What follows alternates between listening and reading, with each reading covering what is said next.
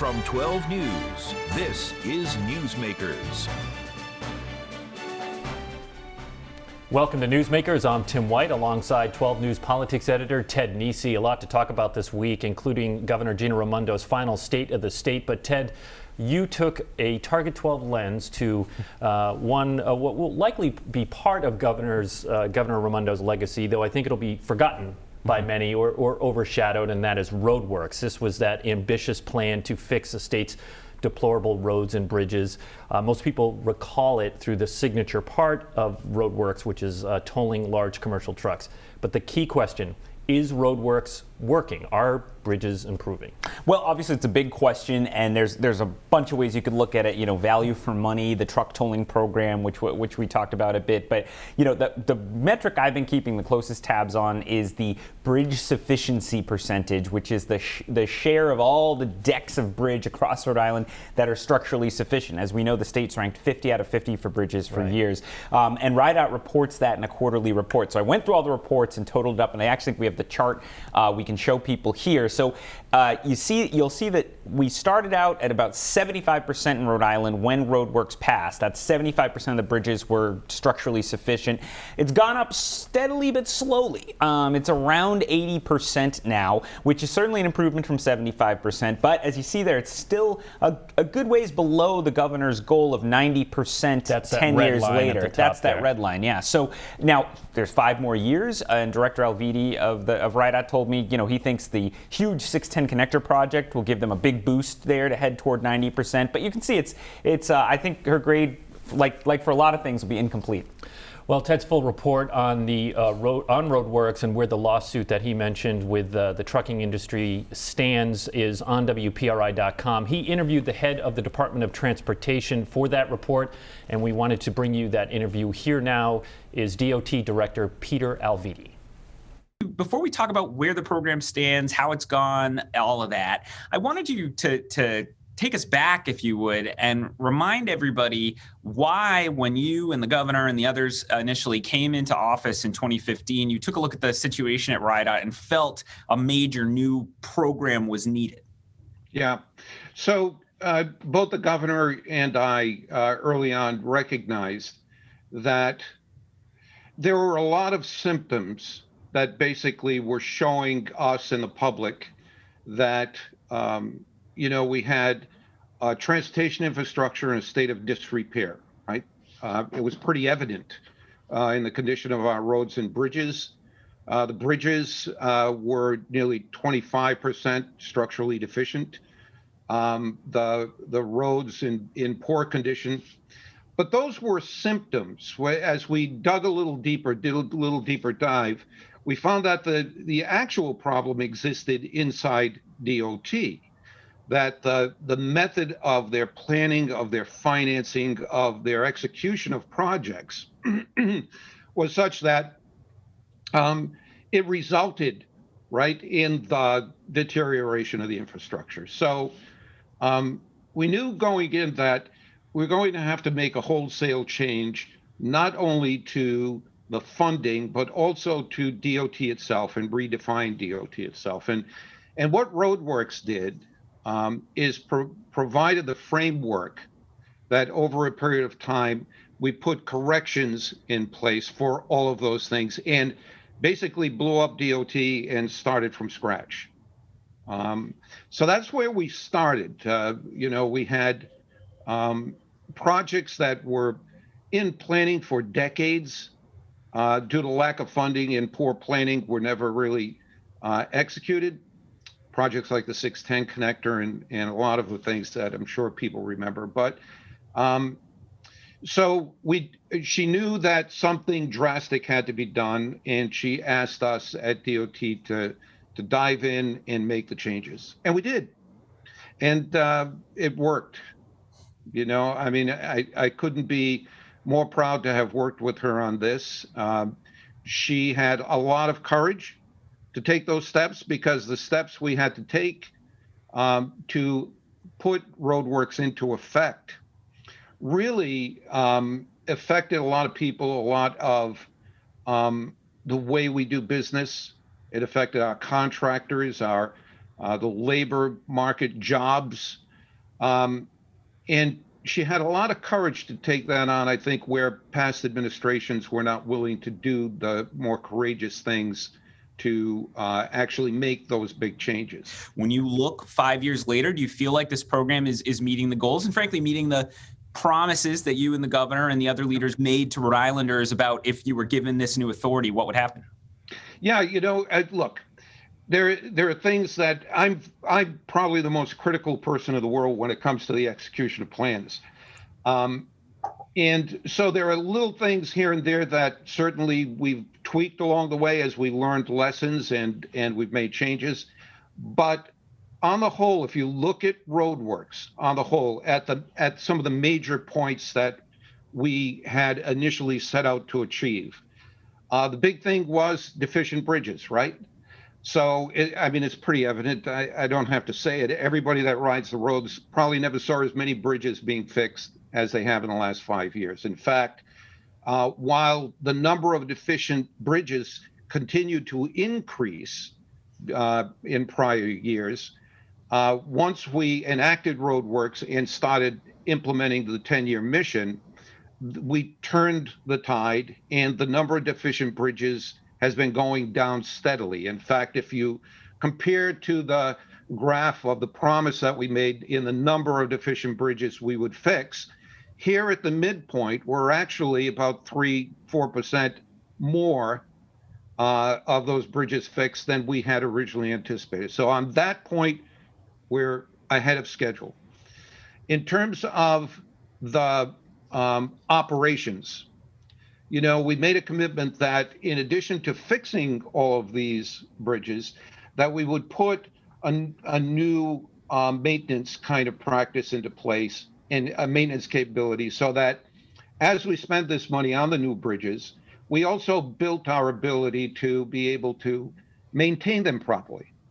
And we've put into place a maintenance kind of operation now by modernizing it, by adding a little bit to the workforce and by modernizing the equipment, that actually will allow these bridges to stay in full use without major repair for nearly 100 years, where in the past the lifespan was maybe 30 or 40 years. You think they can last 100 years based on the... I think that given the proper maintenance, there are certain things that just by wear and tear, of course, from vehicles going over them, that will require continuous maintenance, but also would require every so often having to replace them. But for the most part, our goal is to extend the lives that long, and we've put now into place the maintenance capability to be able to do that. So bridges were the big thing. And I know, as you said, there was the maintenance and the debt service piece and everything, but I do want to talk about the bridges. And I looked the most recent Reason Foundation report, and I want to be fair here. It's 2008 federal highway data, is my understanding, even though that report came out just last November. Yes. And Rhode was still 50th out of 50, but that would be only 2-ish years, I guess, of roadworks in place. Right. I'm sure people hope at some point Rhode Island, with all this investment, wouldn't be 50th out of 50. Do you think, is Rhode Island on track to at least get into the 40s and maybe hopefully better than that? I think so. Look, the whole idea of roadworks was not in 1 year solving all of the bridge deficiencies and jumping to first place in the nation. If you remember, the commitment that we made was not even to correct the full 25% of deficient bridges, but at least to get us to less than 10%.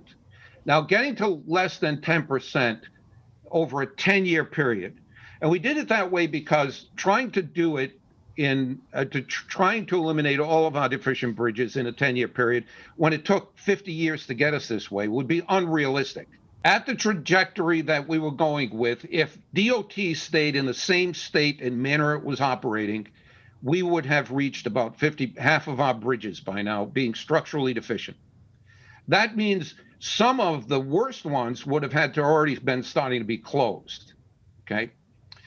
So the job of roadworks was not just to make us better, but also at the same time, keep all of those bridges that were about to fall into structural deficiency from doing that and having to close them. So we're fighting two battles at the same time. The good news is this. If we had not done roadworks, we would never be able to rise up in the ranks of structurally deficient bridges. In fact, we would fall so far off the bottom, we would have had to started closing highways down. Okay? That's how bad. Hear that and say, "Oh, that's it would never have gotten that bad." That's just exaggeration. It was, and let me tell you that as we uncover these bridges, and during the reconstruction, it's a good thing that we're doing them in the time that we're doing them, because many of them, as we uncover them, are actually unforeseen because much of the structure was covered in worse shape than even we thought they were at that point. We do have to talk about the tolling program. And as you've said, my understanding when I've tried to look into the numbers is the individual toll locations have been meeting or exceeding your projections. But because there have been delays from the original schedule for launching them all, that's why we aren't yet seeing that $45 million target for the entire program that we saw originally. Do you think it will ever get to 45, or because of the scaling back, that's not you do? Oh, absolutely. Judging from the ones that we have, they're all collecting exactly what we projected. So when we put these other two in place, so will they, and we'll hit probably $47 million, that 1 or 2 percentage points over what we thought we were going to hit. When are those when do you think those will be online this year? So there's one at Washington Bridge in East. Oh yeah, with the there's something over the sign still. That's right. So that's built and tested and ready to turn the switch on to collect, but we can't do that until we issue the notice to proceed for the project. Because you remember, the other promise that the governor made was that the toll revenue would go directly to the projects that those particular toll locations were funding. And we've done that. Every single toll location is funding the reconstruction of bridges right adjacent to them. Do have the federal lawsuit still going on around the truck toll program. It grinds on with the fights lawyers about subpoenas and this and that and the other thing. Yeah. I presume you hope to win that lawsuit, but you never know in court. What happens if RIDOT loses that? Do you have to take them all down and abandon? Can you no longer meet the plan? Well, look, I've said from the beginning that is not something that we anticipate. We're highly confident, and so are our attorneys, that we will prevail in that lawsuit. We, as I said, before we even started thinking about implementing a large commercial vehicle kind of tolling, we had our own attorneys. We passed it through the attorneys at Federal Highway Administration, the Federal Highway Administration itself, to make sure that it met all of the statutory and legal requirements to be able to collect that toll that way. And it did. It passed all of their reviews.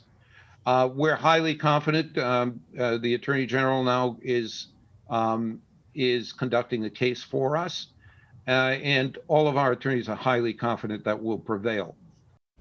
That's DOT Director Peter Alviti. When we come back, the governor's final state of the state and why Texas Senator Ted Cruz is apparently no fan of Raimondo. Stay with us. You're watching Newsmakers.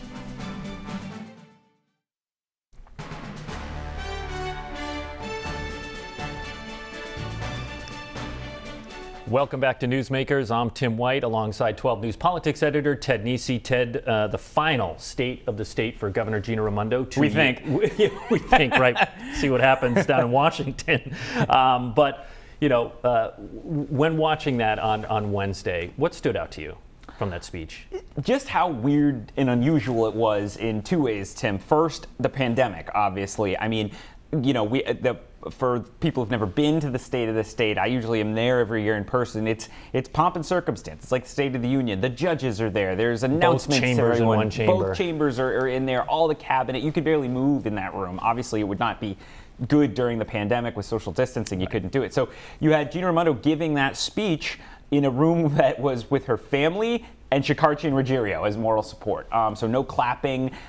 There was a somberness to the speech. It was less rah-rah. I think that was partly because of just how quiet it was. And then I think because of the content. You know, usually, even for a governor who is going into their final year in office, the state of the state is always forward-looking as well. It's usually, here's how great we've been so far, but here's our plan for the year and what we want the General Assembly to do. And there was none of the here's what we want to do next, really, from Governor Raimondo, other than broadly, let's have prosperity and good times in Rhode Island, because she's leaving. And so it was a very unusual speech, and I think it felt somber to me, even in her delivery. Well, let's listen to some of that delivery. As Ted said, it kind of felt like a farewell speech for the governor. Here's a piece of what she had to say. Rhode Island is where my brother and my sister and I were born and grew up and rode the waves every summer at Sand Hill Cove Beach. It's where Andy and I were married. It's where Cece and Tommy were born. It's where I started my business and where I have had the honor of a lifetime to serve as your treasurer and as your governor. And I hope you know just how grateful I am and always will be for the trust that you've placed in me these past 10 years that we have worked side by side. Rhode Island is and always will be my home.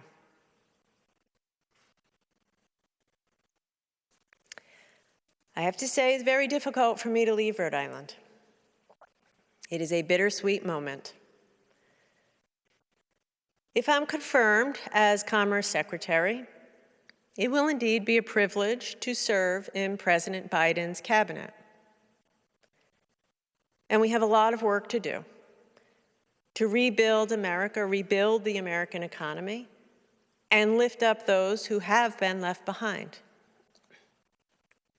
And I see it as a continuation of all the work we've done here together these past 6 years.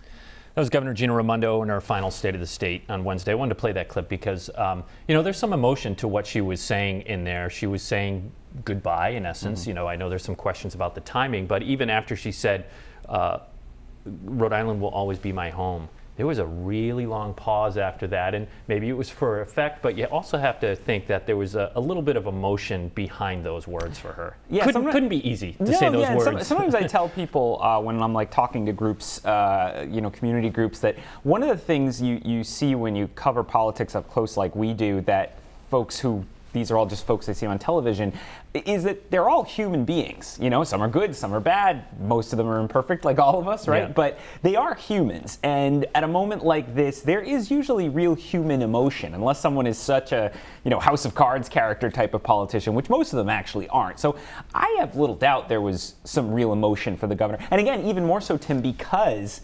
you were in this tomb-like quiet of the House chamber where usually you'd have clapping and cheers for this or that announcement or whatever. Yeah, that must have been odd for her. And we talked on the first half about a piece of her legacy, which was roadworks. And then our colleague Brandon Truitt caught up with the House and Senate leaders, and he asked them what they thought her legacy might be. Take a listen. I think history will treat Gina Raimondo very kindly. I think people will look at the first female governor and the state of Rhode Island when she took office and when she left it. It's hard to do that when a person's still there or just recently left. It takes a period of time to look back and reflect, but I think history will be very kind. She accomplished a lot in 6 years, and it was a very difficult road, but she got there. She's been absolutely terrific. Her programs have put many people to work. We've had more jobs in the state of Rhode Island than we ever had before. Also, our unemployment rate was 11% when she took office. It was down to 3.4%, and then obviously coronavirus hit and everything went sideways. But she has some great programs that she put into play. House Speaker Joe Shekarchi, followed by Senate President Dominic Ruggiero. Obviously, both of them are big fans of the governor. We should Shekarchi was her campaign manager. I was just going to say that very thing. So, and they had glowing words for the governor, but you know, as with all, time will tell what her legacy is going to be. Yeah, and you heard the Republicans say in their response, you know, it is not hard to write a less cheerful picture of where Rhode Island is right now. You know, there's questions about the vaccine rollout. The state still struggles in all the rankings for business. There's a huge budget deficit right now.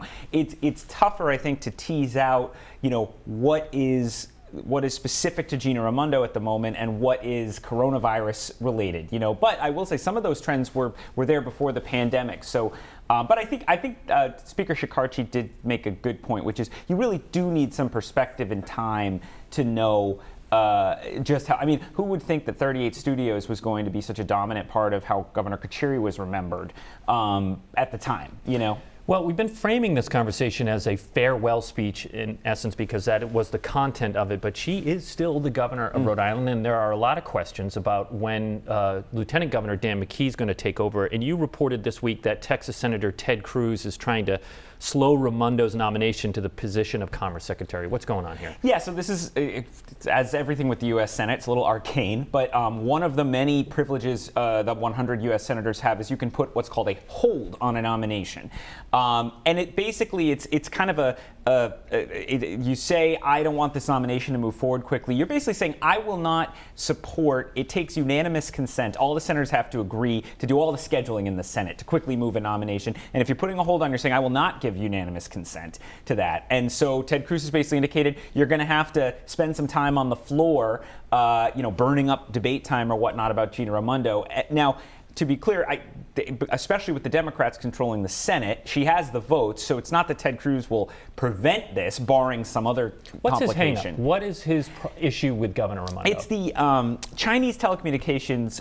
I actually don't know how to Huawei. Huawei, thank you. I realized this. I've typed it, but I haven't actually had to say it. Thank you, Tim. Huawei, is seen by many people as, in some ways, a front for the Chinese Communist Party and a spying operation. And the Trump administration put it on the entity list at the Commerce Department, which is all different organizations, companies that there are restrictions on them doing business in the U.S.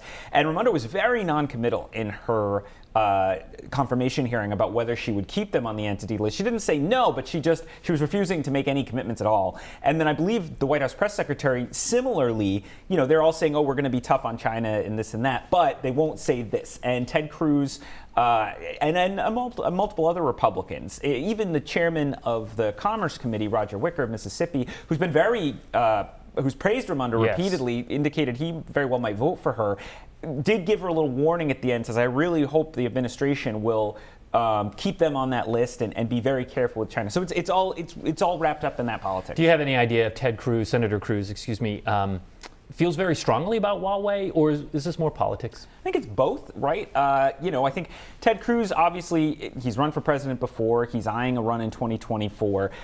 He's looking to outfox other conservative Republicans like Josh Hawley in the Senate. So certainly having a big fight over a Biden nomination where he's looking tough on, a country that's getting a lot of bad publicity in the United States, in some cases for good reason, probably helps him there. But, certainly this is part of a much larger war over the early months of the Biden administration. And meanwhile, Tim, just to put a fine point on that, I don't know even how much real effect this is having, because she was already looking like she was getting delayed well into February on the vote, because the impeachment trial starts Monday and then the Senate has a recess midway through the month. So to your original point, it could be multiple more weeks before there is a vote and she departs and McKee takes over. We have 2 minutes left, Ted.